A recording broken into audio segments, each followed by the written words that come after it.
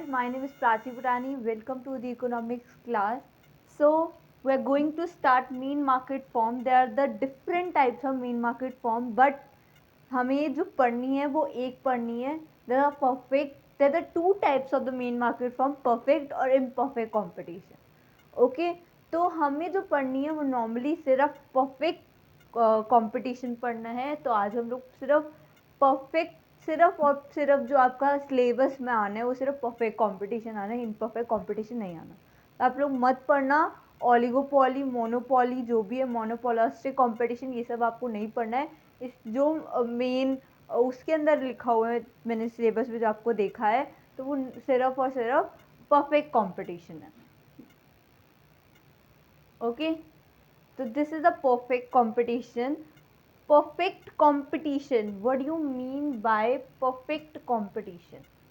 Perfect competition refer to a market situation where there are very large number of buyers and sellers dealing in a homogeneous product at a price fixed by the market. क्या बता रहा है जो perfect competition, it refer to the market situation where there are very large number of sellers. बहुत सारे large numbers of sellers buyers होते हैं. Okay clear है. जितने भी मतलब देखो परफेक्ट कंपटीशन है, मैं आपको एक सिंपल वे में बताऊँ कि ये नॉर्मली हमारे रियल लाइफ में यूज़ नहीं होते हैं. They are not using in real life perfect competition. Okay तो हम लोग सिर्फ ये बता रहे हैं कि जो मार्केट की सिचुएशन है वे they are very very large number of, मतलब बहुत सारे buyers and sellers are there. Okay and dealing in a homogeneous product. Okay, what do you mean by homogeneous product? Homogeneous product means it means they are the size, quality, shape, they are the same. Okay, constant है, मतलब इसकी सबकी जो size है, shape है, वो सब क्या है, सेम है. क्लियर है. It is called a homogeneous product at a price fixed by the market. जो होमोजेनियस प्रोडक्ट है वो प्राइस फिक्स कौन करता है, मार्केट के थ्रू फिक्स की जाती है. मार्केट के थ्रू ये क्या की जाती है, फिक्स की जाती है. It is called a perfect competition. कि ये पूरा का पूरा जो जितने भी हमारे बायर्स एंड सेलर्स हैं वो क्या बताते हैं कि जितने भी वो लोग डीलिंग करते हैं होमोजीनियस प्रोडक्ट में करते हैं, और उनका जो प्राइस होता है वो फिक्स कौन करता है, मार्केट, बाय द मार्केट. मतलब जो रियल लाइफ में मैंने आपको बताया कि रियल लाइफ में हमारे लिए होमोजीनियस प्रोडक्ट कहीं पे भी नहीं बनते. आप देखते हो कि अभी भी उसकी शेप सेम हो सकती है, उसकी साइज सेम हो सकता है, उसकी क्वालिटी सेम हो सकती है, ऐसा कोई प्रोडक्ट नहीं. ठीक है, उसका थोड़ा डिफरेंट वे में ये हो सकता है कि हाँ थोड़ा सा मैचिंग कर जाए, बट वैसे होमोजेनियस प्रोडक्ट बहुत कम बनते हैं इधर. Okay in real life. Okay जैसे अब सपोज 2 पर्सन्स है, हम लोग देखने में आइज भी है हमारे पास, हमारे फीचर सेम है, नोज है, आइज है, हैंड्स है, लेग्स है, बट कुछ क्वालिटीज़ होंगी जो उसके अंदर अलग होगी, जो मेरे अंदर अलग होगी. राइट, क्वालिटीज़ अलग होंगी, हमारा सेम साइज अलग अलग होगा. हम कुछ ना कुछ जो किसी बेसिस पे जो हम लोग होमोजीनियस प्रोडक्ट पे हम नहीं कर सकते, ऐसे ही कुछ प्रोडक्ट्स होमोजीनियस प्रोडक्ट ये बायर्स एंड सेलर, मतलब परफेक्ट कंपटीशन का मतलब यही है कि लोग ज़्यादा से ज़्यादा होमोजीनियस प्रोडक्ट पे काम करते हैं. बट आप लोग याद रखना कि रियल लाइफ में ये कभी यूज़ नहीं होता है. ओके तो they are the feature of the perfect competition. ये फीचर्स हैं कुछ 8-7 फीचर्स हैं जो हम लोग पढ़ेंगे. First is very large number of buyers and sellers. ये हम लोगों ने अभी हमने पढ़ा डेफिनेशंस के अंदर कि बहुत सारे large number buyers and sellers are there in perfectly competitive market. There are very large number of buyers and sellers. जितने मतलब परफेक्टली कॉम्पिटिशन्स के अंदर बहुत सारी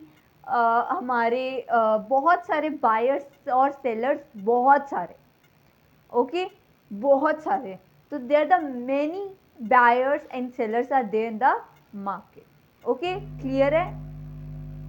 तो इसकी इम्प्लीकेशंस भी ये हैं, under perfect competition number of seller is so large that the share of each seller is insignificant. अच्छा, इसका मतलब ये है कि अगर एक परफेक्ट कंपटीशन है, under the perfect competition number of seller, अगर सेलर्स बहुत सारे हो जाते हैं शेयर्स के अंदर, तो वो सेलर्स को क्या कर देते हैं, इनसिग्निफिकेंट कर देते हैं। किस बेसिस पे? देखो, अगर ज़्यादा से ज़्यादा सेलर्स होंगे हमारे उस पर, और सपोज सेलर्स होते, अब आप एक बात ये बताओ कि सेलर्स और जो हमारे बायर्स होते हैं, ठीक है, इन्होंने इधर भी लिखा है कि similarly number of buyers so large that single buyer share in total purchase is insignificant, right?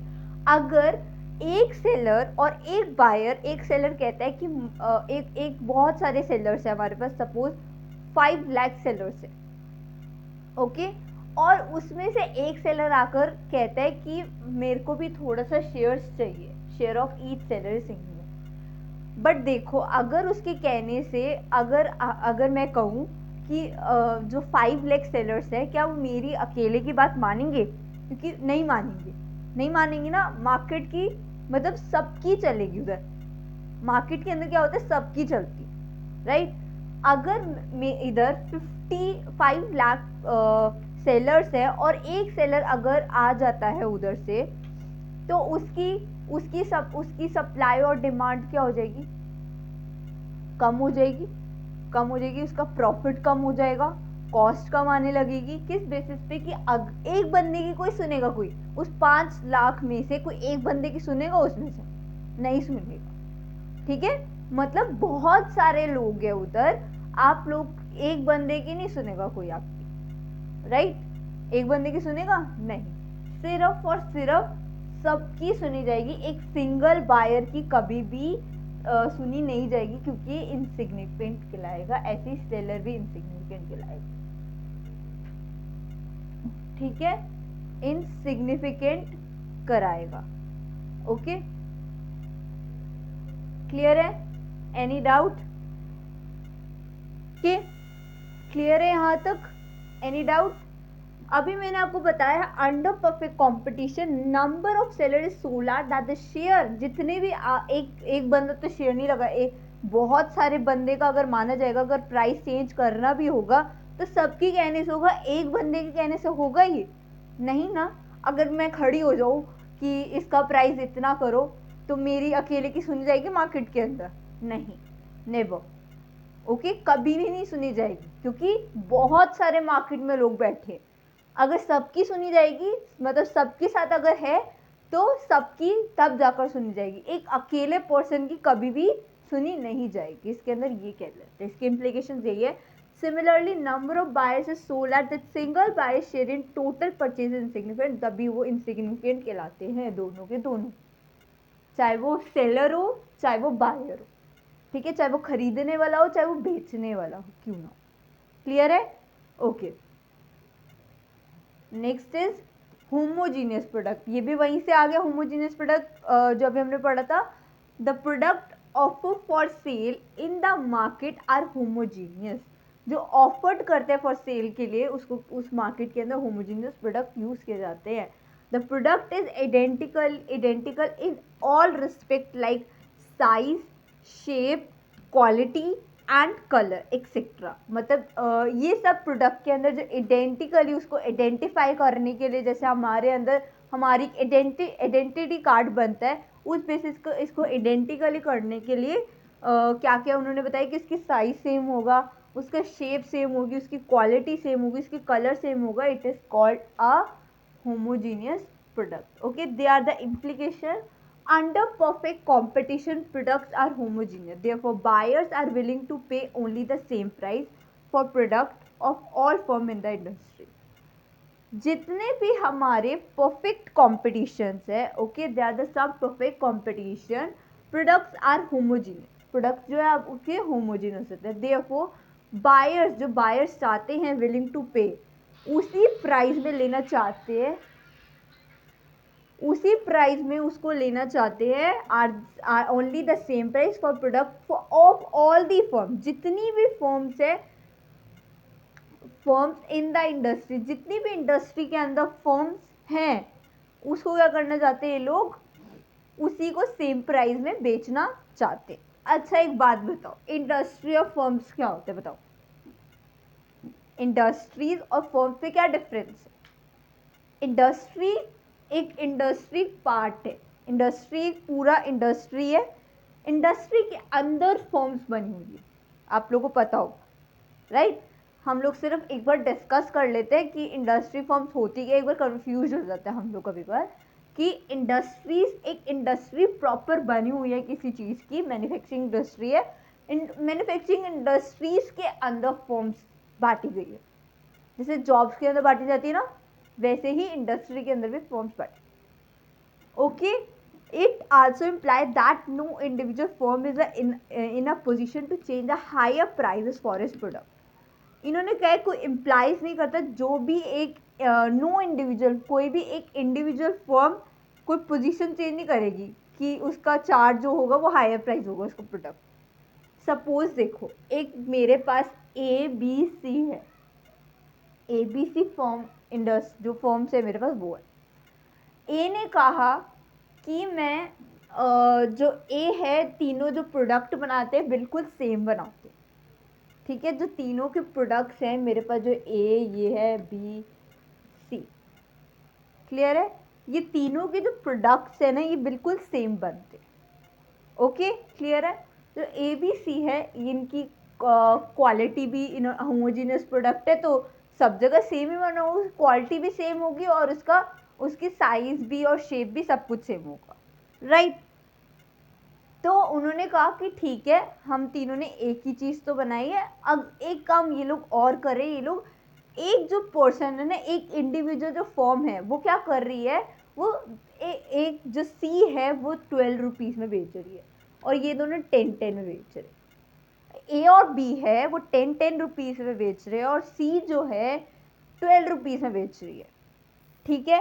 और अगर मे बी एक ए जो है और बी जो है दोनों सेम प्राइस पे बेच रहे हैं, आप लोग सी के पास जाना पसंद करोगे? आप लोग सी के पास जाना पसंद करोगे अगर वो 12 रुपीज़ में बेच रही है तो? नहीं, हम लोग बिल्कुल नहीं जाएंगे। जब वही प्रोडक्ट मुझे 10 रुपीज़ में वो दो फर्म्स दे रही हैं तो मैं उसके पास क्यों ना जाऊँ, राइट? मैं उसके पास क्यों ना जाऊँ और उसी को बोलूँ कि मेरे को ये प्रोडक्ट चाहिए, मैं 2 रुपीज़ और क्यों खर्च करूँ? ओके, तो this is the concept. Okay, so जो हम लोग कर रहे हैं हमें उसको क्लियर करना है कि हम लोग ए बी सी, अब ए के पास वो, मैं ए के पास खत्म हो गया तो बी के पास तो वही प्रोडक्ट है ना, मैं बी के पास चल जाऊंगी, राइट? तो वो प्राइसेस बिल्कुल सेम है, बट एक जो बंदा है, एक जो दूसरी फॉर्म्स है, वो हो सकता है वो ज़्यादा से ज़्यादा कई फॉर्म्स होती है कि बढ़ा कर दे देते, तो मैं 2 रुपीज़ क्यों और वेस्ट करूँ जब मेरे पास 10 रुपीज़ में वो चीज़ आ रही है, तो राइट, 2 रुपीज़ और क्यों लगाऊं जब वो, right? This is the concept of the homogeneous. Third point is freedom of entry and exit of firm. Freedom होती है मतलब कभी भी हम लोग एंट्री ले सकते हैं फर्म के अंदर और कभी भी हम लोग एग्जिट कर सकते हैं। ओके, क्यों? क्योंकि अब इसने बोला है कि हम लोग इंडस्ट्री में कभी भी एंट्री एग्जिट कर सकते हैं, बट एंट्री एग्जिट तब करेंगे कि हमारे मतलब कोई रिस्ट्रिक्शन नहीं है, आप कभी भी छोड़कर जा सकते हो, कभी भी आप वापस आ सकते हो, कभी भी आप एंट्री ले सकते हो। किस बेसिस पे? कोई आपको कोई इसके रिस्ट्रिक्शंस नहीं भरनी, आपको कुछ फॉर्मेलिटीज़ के पेपर्स नहीं करने, आपको रूल्स रेगुलेशन नहीं है, तो इस बेसिस पे freedom of entry and exit of the firm. So every seller has the freedom to enter or exit the industry. There are no artificial and natural barriers for entry of new firms and exit of existing firms. Clear है? जितने भी हमारे sellers है, freedom has the freedom to enter, वो कभी भी enter कर सकते हैं इंडस्ट्री में और कभी भी एग्जिट कर सकते हैं। दे आर कोई भी, they are no artificial and natural barriers, कोई भी आर्टिफिशियल और नेचुरल बैरियर्स नहीं है, कोई भी आर्टिफिशियल और नेचुरल बैरियर्स नहीं है कि आप उस चीज़ को क्या करो, एंट्री कर सको, entry of new firms and exit of existing firm. Okay, आप एंट्री कर सकते हो न्यू फर्म्स के अंदर और साथ साथ क्या कर सकते हो, एग्जिट भी कर सकते हो। क्लियर है? Okay, so this is the implications. All firm will earn only normal profit in long run. जितनी भी फर्म्स हैं, जितनी भी हमारी फर्म्स कहलाती अर्न करती है, एक नॉर्मल प्रॉफिट अर्न करती है इन लॉन्ग रन के बेसिस। ठीक है, जितनी भी हमारी प्रॉफिट, नॉर्मल प्रॉफिट है, हम लोग उसको इन लॉन्ग रन के बेसिस पे कर सकते हैं। But in short run a firm can earn abnormal profit or losses in short run. Okay, so जितने भी हमारे शॉर्ट रन है, हम लोग एक फर्म्स क्या करती है, देखो मैं बताती हूँ कि जो अर्न करती है एक नॉर्मल प्रॉफिट बताती है, राइट। नॉर्मल प्रॉफिट क्या बताती है, मतलब हम लोग नॉर्मल की, ना तो हमें ज़्यादा प्रॉफिट हो रहा है, ना तो हमें ज़्यादा हम लोग किसी बेसिस पे कर रहे हैं, तो but in short run a firm can run abnormal profit और लॉसेस इन शॉर्ट रन। मतलब हम लोग एक फर्म के अंदर अर्न कर सकते हैं, जब हम लोग एक एबनॉर्मल बेसिस के हमें कभी कभार लॉसेस होने शुरू हो जाते हैं और कभी कभार हम लोग प्रॉफिट जो होते हैं और लॉसेस होते हैं एक शॉर्ट रन के आने पे टाइम पे आकर शुरू हो जाते हैं। तो एक नॉर्मल प्रॉफिट होता है, एक एबनॉर्मल प्रॉफिट होता है। In long run abnormal profit induces new firm to enter the market. जब हम लोग एक एबनॉर्मल प्रॉफिट पे शुरू कर रहे होते हैं तो हम लोग एक एंटर कर लेते हैं अपनी फर्म के अंदर। It increases the total supply and reduces the market prices. Basis पे हमारे क्या होते हैं, जो टोटल सप्लाई होता है वो रिड्यूसेस होने लग जाता है। जब हमारी जो शॉर्ट वो होती है, लॉसेस हो रहे होते हैं, तो हम लोग जब हमें ज़्यादा लॉसेस हो रहे होते हैं, हम लोग लॉसेस पे पहुंच गए होते हैं, तो हमें एग्जिट करने पे हमें छोड़ना पड़ जाता है एक टाइम पे आकर। क्यों? क्योंकि जब भी हम लोग एक एग्जिट के पोजीशंस पे आ जाते हैं कि हमें मार्केट अब छोड़नी ही पड़ेगी, राइट। तो एक टाइम पे आकर हमें लॉन्ग रन के बेसिस की हमें कभी कभार एबनॉर्मल प्रॉफिट्स हो जाते हैं, कभी कभार हमें नॉर्मल प्रॉफिट्स हो जाते हैं। क्लियर है? Fourth is perfect knowledge among buyers and sellers. जितने भी हमारे परफेक्ट, हमें परफेक्ट नॉलेज होनी चाहिए बायर्स और सेलर्स को। Perfect knowledge means that both buyer sellers are fully informed about market price. मतलब उसके बारे में उनको प्रॉपर इंफॉर्मेशन होनी चाहिए किसी बेसिस पे कि आपको इन्फॉर्म करना है, आपको फुली इन्फॉर्म होना चाहिए मार्केट के बारे में, कितने प्राइजेस बढ़ रहे हैं, कब कम हो रहे हैं, कब, आई डोंट नो, बट हमें ये सब पता होना चाहिए। इसके इम्प्लीकेशंस क्या है? No firm is in a position to charge a different price and no buyer will pay a higher price. As a result, a uniform price prevails in the market. We're going to start कि एक हमारी कोई no firm is इन कोई positions पे नहीं है firm, but वो charges करते हैं डिफरेंट प्राइजेस पे। बट जब buyer, no buyer will pay a higher prices के बेसिस पे, कोई जो बायर है कोई प्राइजेस देता नहीं है। क्यों? क्योंकि एक यूनिफॉर्म प्राइस जो होता है, वो uniform price means it's a constant price. Okay, prevails करता है मार्केट के अंदर कि जितने भी हमारे प्राइजेस है उस बेसिस पे वो प्रॉपर फर्म को चला सके, ज़्यादा वो पैसा ना दे। इससे अच्छा है कि वो एक कांस्टेंट पे आ जाए, उतना पैसा मुझे दे। क्लियर है? Fifth is perfect mobility of factor of production. Mobility मतलब transport, one place to another place, we are movement, move from one place to another place. Okay, the factors of production are perfectly mobile. Factor of production है वो normally हमारे क्या है, mobile है, एक जगह से दूसरी जगह जा सकते हैं। There is no graphical and occupation restriction. कोई जोग्राफिकली और ग्राफिकली कोई ऑक्यूपेशन रिस्ट्रिक्शंस नहीं है यहाँ पे, कोई मूवमेंट एक जगह से दूसरी जगह कर सकते हैं। The factor of production are free to move from one place to another और from one occupation to another. मतलब एक जगह से दूसरी जगह हम लोग जा सकते हैं, कोई रिस्ट्रिक्शंस नहीं है, क्योंकि आप लोगों को पता है कि आपको इधर से उधर मूवमेंट करनी पड़ती है। आपको फैक्टर ऑफ प्रोडक्शन हमारे जितने भी लैंड, लेबर, कैपिटल, सब एक दूसरे की एक जगह से दूसरी जगह मूव कर सकते हैं। One from to move from one place to another और move from one occupation to another occupation. Okay, next is absence of transportation. बहुत सारी ट्रांसपोर्टेशन होती है। In perfect competition it is assume that transportation cost are zero. इसके basis पे जो हमारी transportation assume की जाती है, ज़ीरो की जाती है। क्यों? A producer can sell his product at any place and a buyer can buy it from the place he likes. इन्होंने क्या कहा है कि जो हम लोग ट्रांसपोर्टेशन की ज़ीरो अगर माने, अगर हम लोग ट्रांसपोर्टेशन की कॉस्ट ज़ीरो नहीं मानेंगे तो हमें क्या करना पड़ेगा, हमें ज़्यादा से ज़्यादा प्राइस में उसको खरीदना पड़ेगा। ठीक है, अगर हम लोग कॉस्ट को ज़ीरो मानते हैं ट्रांसपोर्टेशन की, तो प्रोड्यूसर्स क्या करते हैं, प्रोड्यूसर्स जो होते हैं वो सेल करते हैं प्रोडक्ट को कहीं से भी, और बायर भी जहाँ से उनको खरीदने का मन होता है वो भी वहीं से खरीदने की कोशिश करते हैं। Okay, he likes, he play the place he likes from the place he likes. Clear है? And this is the last point, absence of selling cost.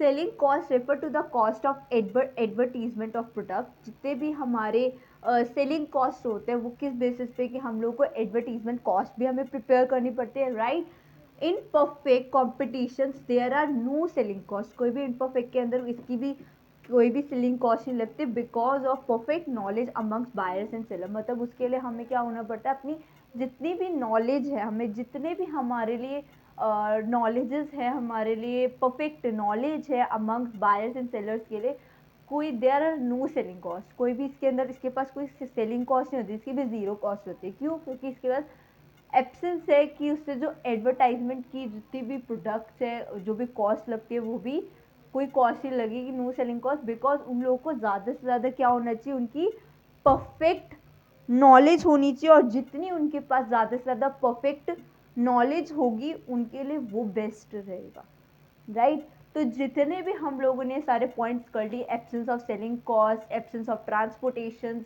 ये सब आप लोग नोट डाउन करना एंड आप लोग उसको प्रिपेयर करते रहना। ओके, तो हमारा कल का जो टॉपिक है लास्ट, प्राइस फ्लोर कराऊंगी, और मैंने कहा था कि डिटर्मिनेशंस मैं आपको बाद में करवाऊंगी जब हम लोग रिवीजन कर रहे होंगे उस टाइम पे। ठीक है, तो इसको एक बार नोट कर लेना, और मैंने आप लोग का एक शेड्यूल प्रिपेयर कर दिया है, मे बी हम लोग कल डिस्कस कर लेंगे। Okay, we will discuss on next year.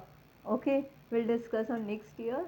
So आप लोग इसको रिवाइज करना, इस चैप्टर को, परफेक्ट कॉम्पिटिशन्स के ये सारे 7 फीचर्स थे, इसको लिख लेना, इसको नोट डाउन कर लेना और स्क्रीनशॉट लेना वो भी। तो आप इसको पढ़ लेना, अच्छे से रिवाइज कर लेना। This is very important concept. ये एक ही कॉन्सेप्ट है बट ये आ सकता है। Okay, this is a very important concept of this class. Okay, so ये हमारा टॉपिक खत्म होता है, और जो मैंने आपको प्राइस फ्लोर कराना है वो हम लोग कल करेंगे, और we will discuss the schedule. तो हम लोग कल शेड्यूल का भी डिस्कस करेंगे कि हम लोगों ने 3 जनवरी से मे बी मैं आपको रिवीजन कराना स्टार्ट करूँगी, और हम लोग स्टार्ट भी स्टैटिस्टिक्स से करेंगे, इसकी हम लोग फेब में शुरू करेंगे। ओके, तो अभी हम लोग इसकी स्टैटिस्टिक्स की रिवीज, इसको भी आप लोग पढ़ते रहना, ये नहीं कि नहीं पढ़ेंगे, हम लोग पढ़ेंगे, हम लोग रिवीजन सबकी करनी है हमने, चाहे मैं 2-2 क्वेश्चन दूँ, 3-3, हम लोग थ्योरी रिवाइज हर चीज़ करेंगे एक एक कॉन्सेप्ट। ओके, तो हमें नहीं पता कब पेपर हूँ या ना हो, बट मे बी हमें अपने प्रिपरेशंस पूरी कर कर चलनी है। Okay, so please like, share, subscribe my video, and thank you so much.